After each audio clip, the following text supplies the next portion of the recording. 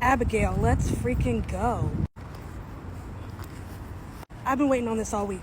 This is from the same team that did the last two Scream movies, so I expect this to be a lot of fun. If not fun, at least give me carnage. Let's go.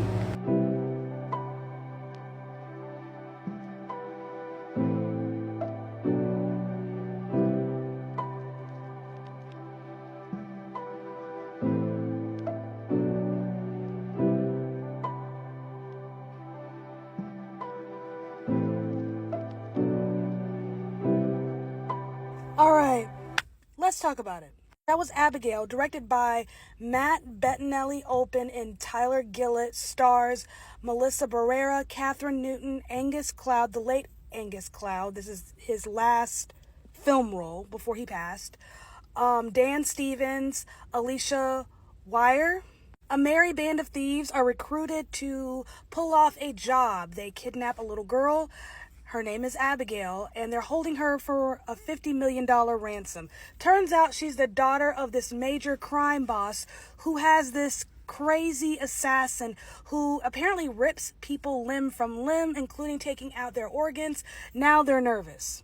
As they're trying to figure things out, things get a little crazy. People are losing their heads. As the movie was beginning, I was starting to get a little nervous because it just felt cringy. Cringy to the point where I felt uncomfortable. Like, secondhand embarrassment kind of deal.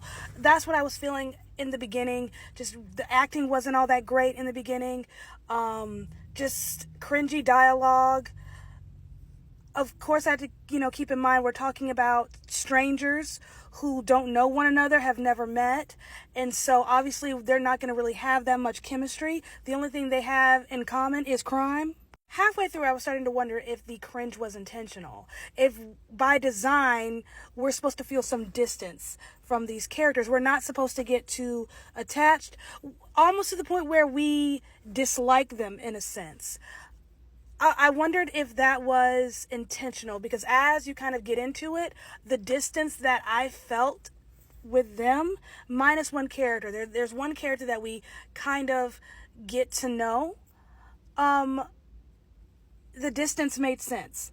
Also, these two dudes, they gave us the last two Scream movies. So these guys know how to do fun, campy horror. They know how to put on a good show. They know how to turn a movie into a roller coaster ride. So I wondered if that initial cringe was intentional, that there was a setup, a manipulation of sorts. It made me wonder. I wondered. It wheels started turning. Either way, the beginning just was very cringy, and I wanted to kind of run out the theater and just not watch because I was starting to feel embarrassed on their behalf.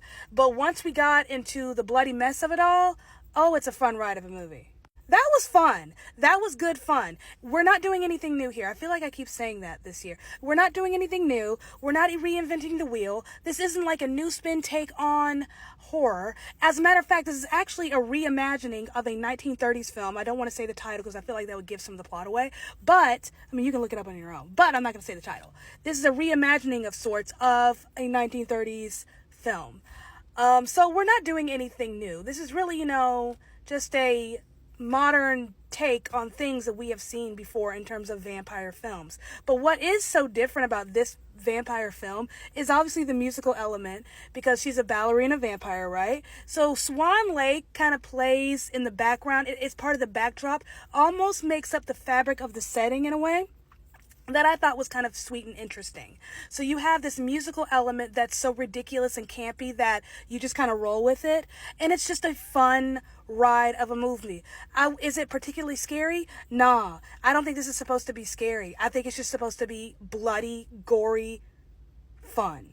Reminds me of Megan in a bit, in that it's ridiculous and it knows it's ridiculous. You are not meant to take this too seriously. This is pure entertainment. It's pure fun. And the carnage was carnaging, let me tell you. Now, there aren't a whole lot of people in this movie, so it's not like we had bodies just dropping on the floor. But they went out in some very interesting ways. Made me happy. But I will say this. So the little girl playing Abigail in this movie, Alicia Wire, if I'm saying her last name correctly. Now, I go to the movies a lot, right? So I've seen this trailer I don't know how many times. So many times. And every time I see it, I'm trying to pinpoint where I know this kid from. Why does she look so familiar? It took me a minute. Finally figured it out. Remember the chokehold this movie had on us last Christmas? That's Abigail. Now, if I'm counting all the movies that I've seen so far this year, that means movies in theaters and movies streaming, this is number 42. And out of all 42, there aren't a whole lot of movies that I would be willing to watch a second time. I would watch this a second time just for her performance. She's fantastic. Ooh, she sold it. Satisfying is the word I would use to describe her performance. She was smooth with it, like butter. She was made for this. This was made for her. Like, perfect casting. The micro expressions, the sudden changes in her face and in her eyes, the inflections in her voice. Like, she played them like a fiddle. Girl did the damn thing. That's a career to watch. Whatever she's in, I'm sad. That was just fun. It was so much fun. I enjoyed that. Speaking of like the possible intentional initial cringe, I have to wonder if they intentionally made Angus Cloud's character so obnoxious. I couldn't wait for him to go. And that's really sad to say out loud given the circumstances, but it is what it is.